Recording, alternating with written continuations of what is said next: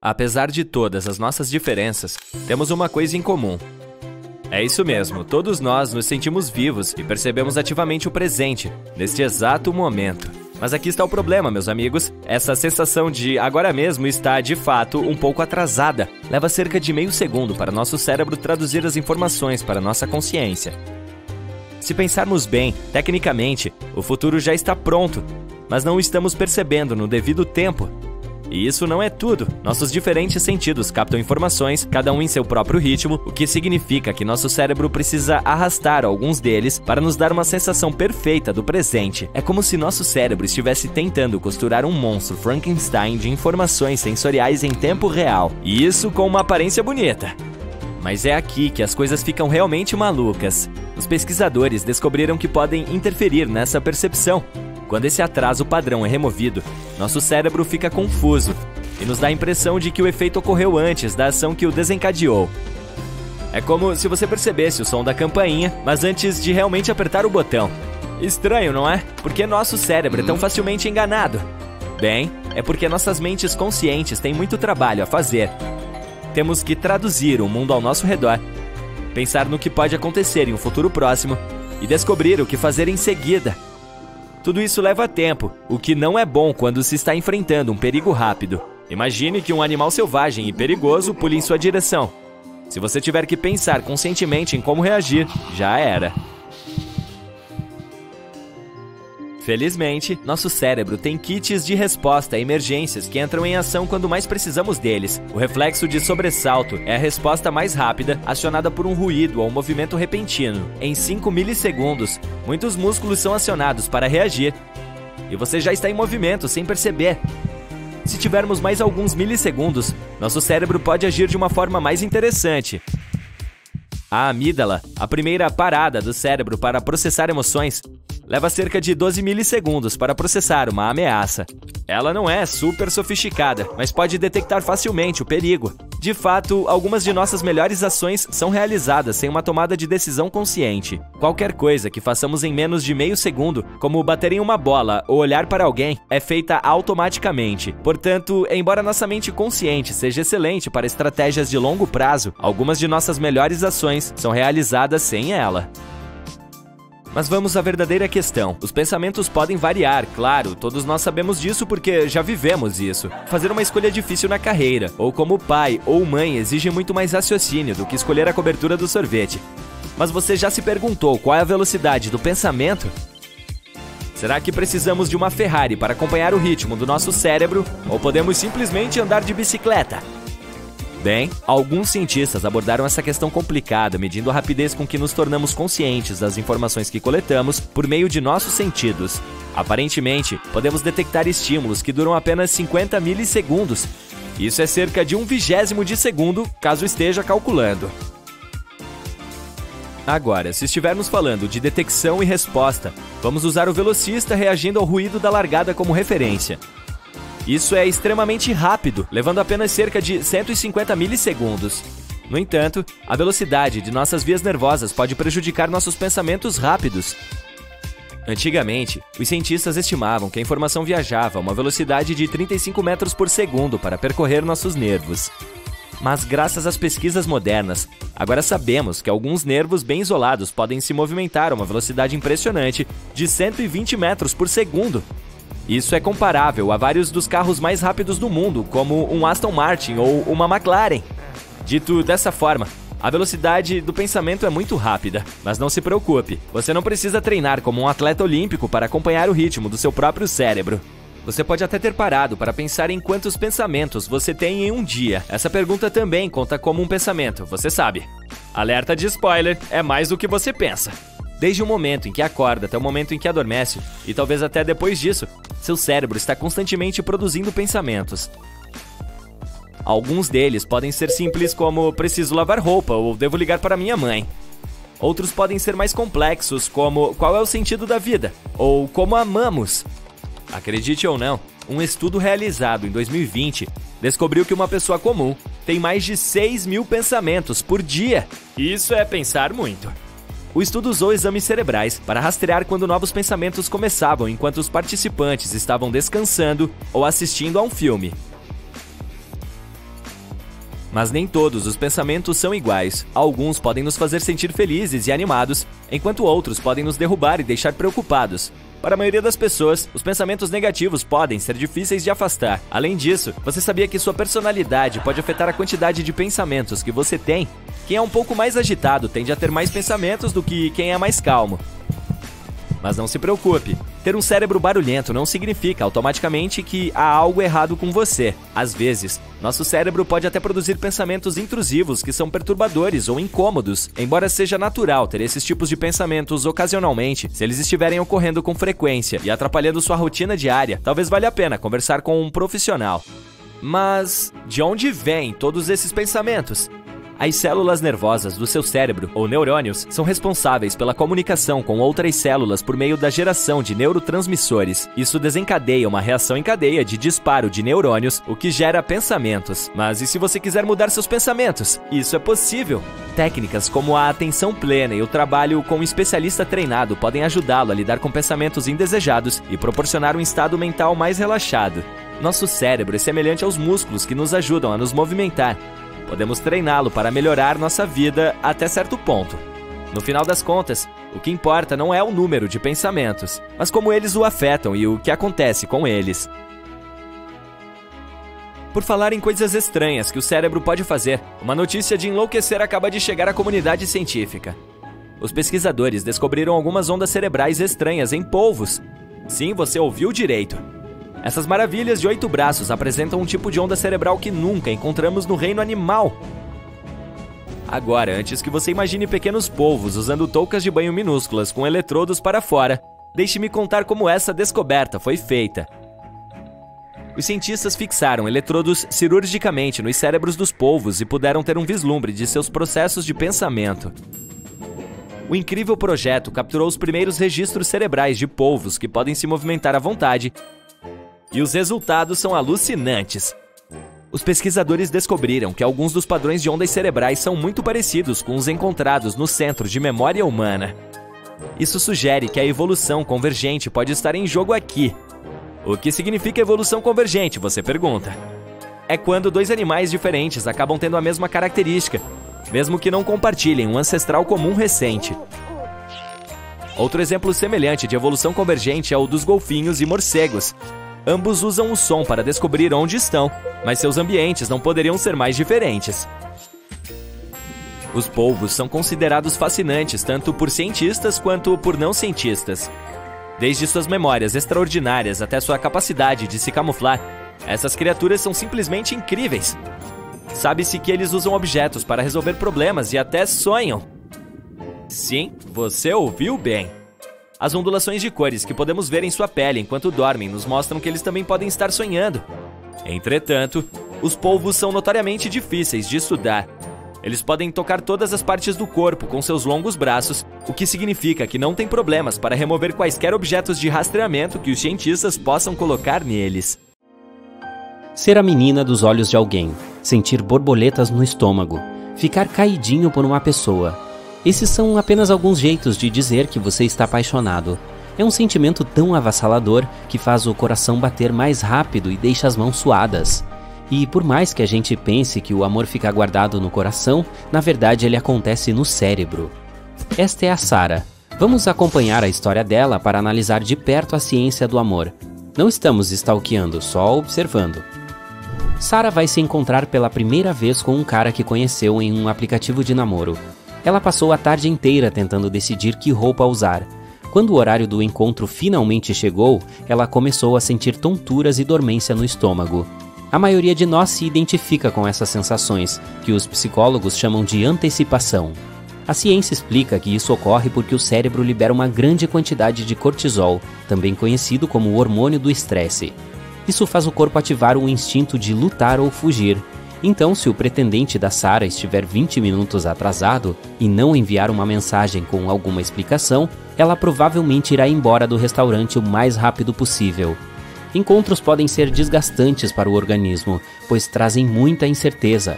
Será que a jovem vai gostar do Tom? Só o fato de estarem ali faz com que os dois arrisquem alguma coisa. Nenhuma ameaça passa despercebida pelo corpo, então a paixão ativa outra parte do cérebro, a área tegmental ventral, ATV, conhecida por trazer a sensação de recompensa.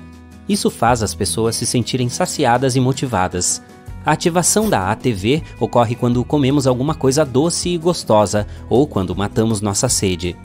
Tom não compareceu ao encontro e Sarah se sentiu rejeitada. Nesse momento, a ATV está muito ativa. Essa região cerebral também é responsável pelos nossos desejos.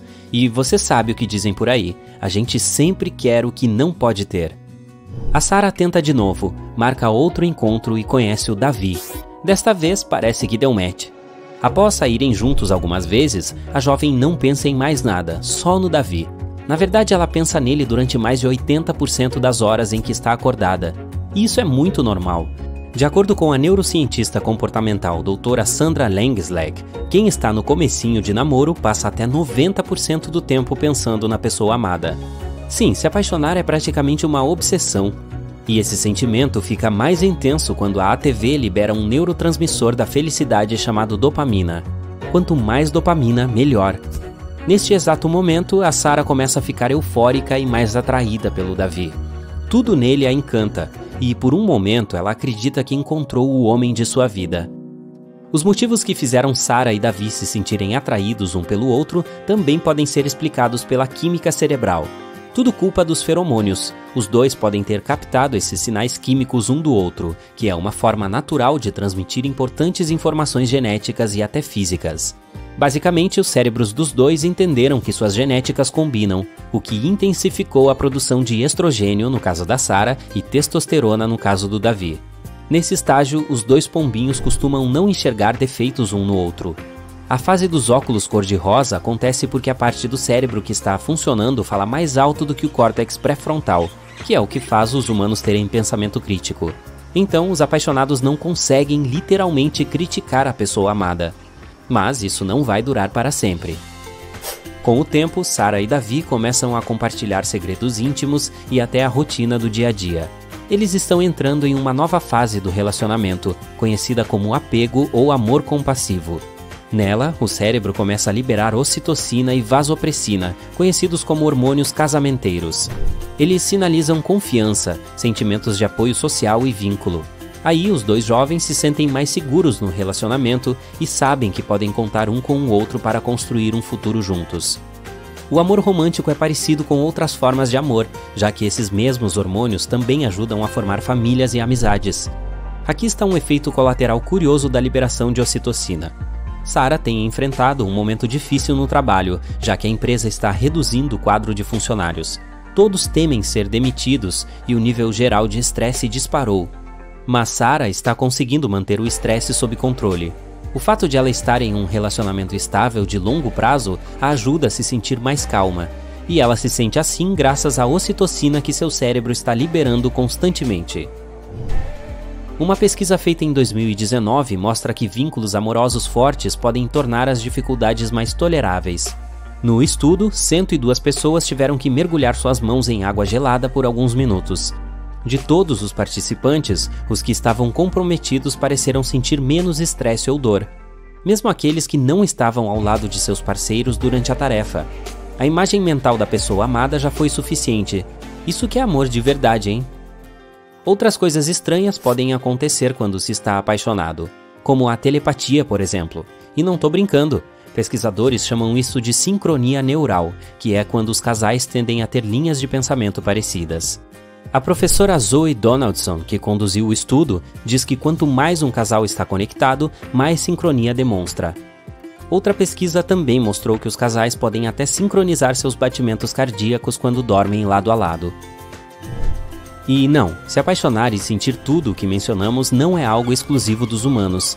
Foi comprovado que alguns animais têm um forte vínculo com seus parceiros. O albatroz, por exemplo, tem um único parceiro reprodutivo ao longo da vida.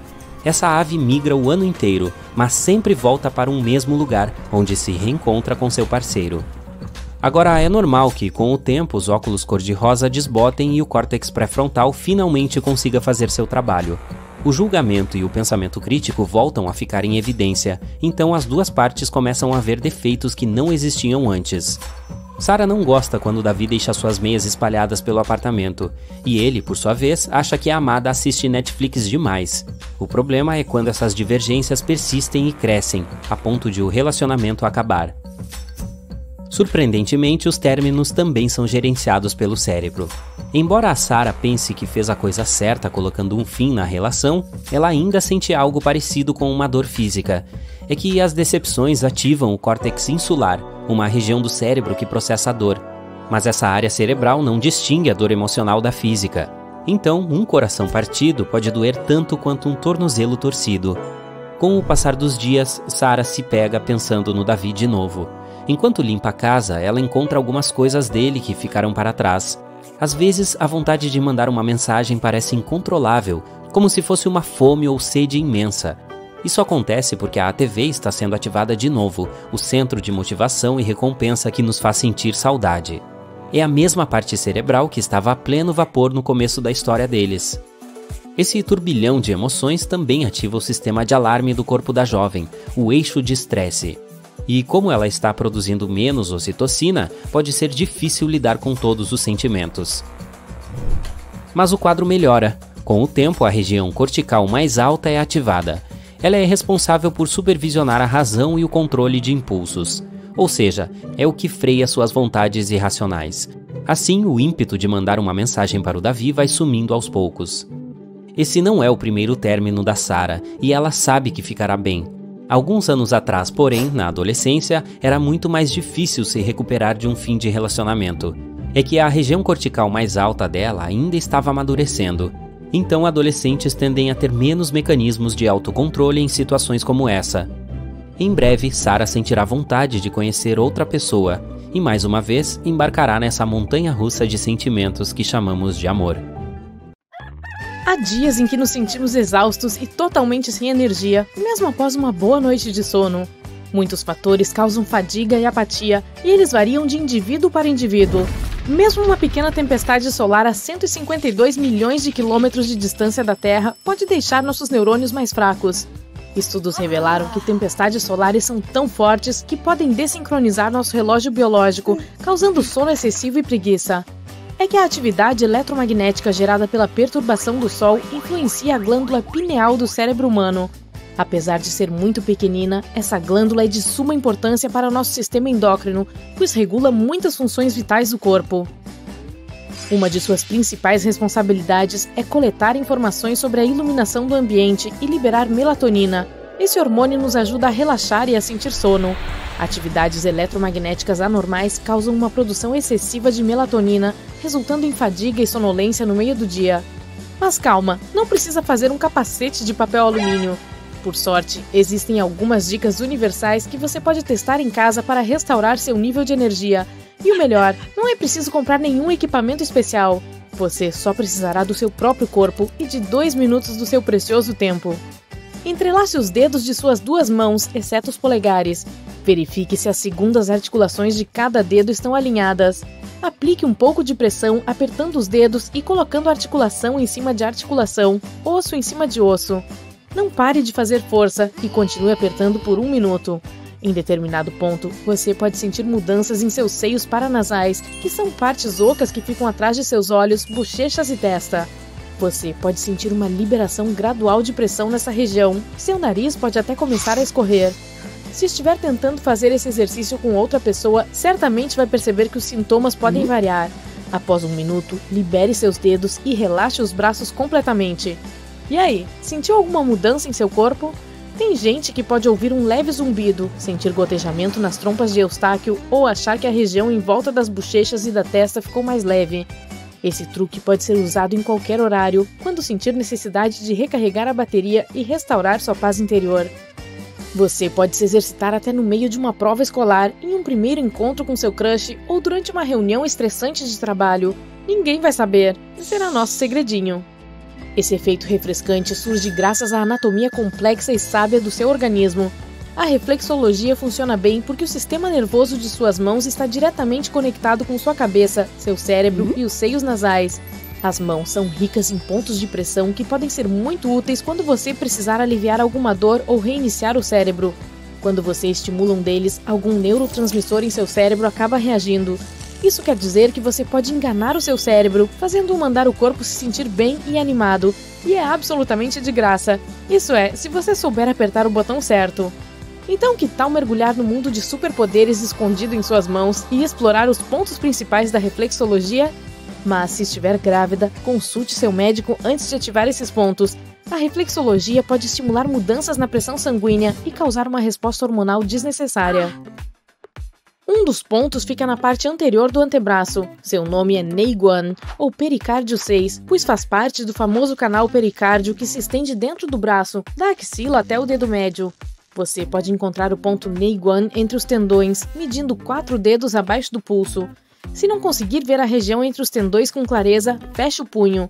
A tensão no braço fará os tendões ficarem mais visíveis.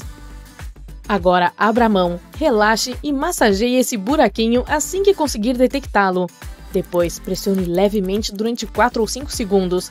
Faça esse exercício da mesma forma nas duas mãos e veja se sente alguma diferença.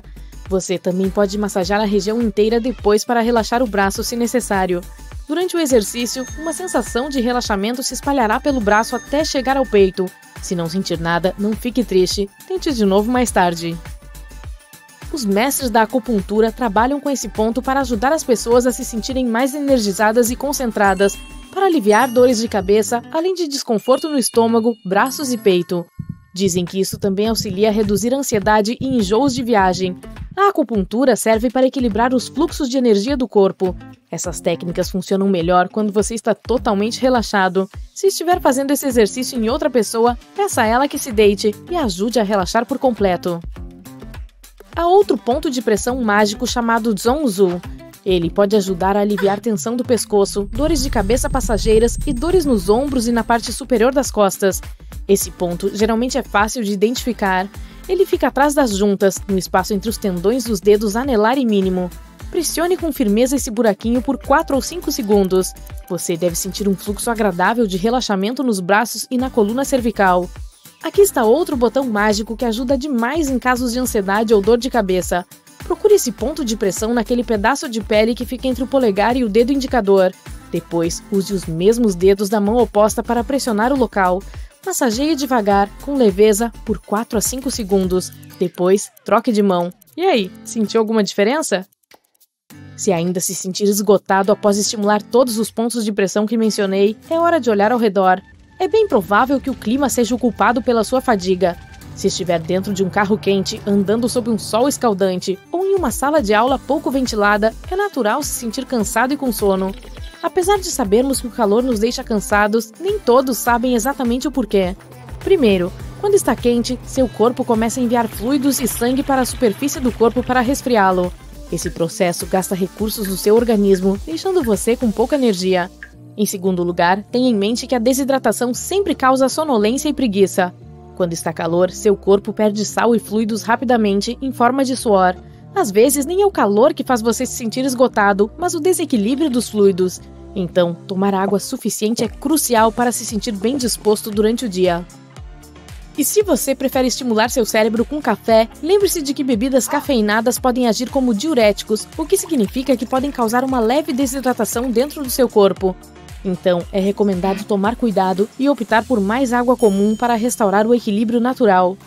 Por falar em temperaturas, estudos revelaram que quando está muito calor ou muito frio em um escritório, os funcionários podem ter dificuldade para se concentrar em tarefas comuns.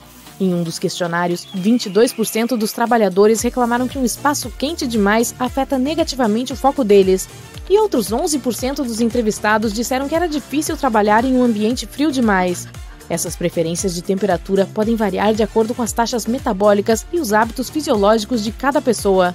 A Universidade de Tecnologia de Helsinki e o Laboratório Nacional Lawrence Berkeley pesquisaram e descobriram a temperatura ideal para ter a mais alta produtividade. Adivinhe qual é? 21 graus Celsius.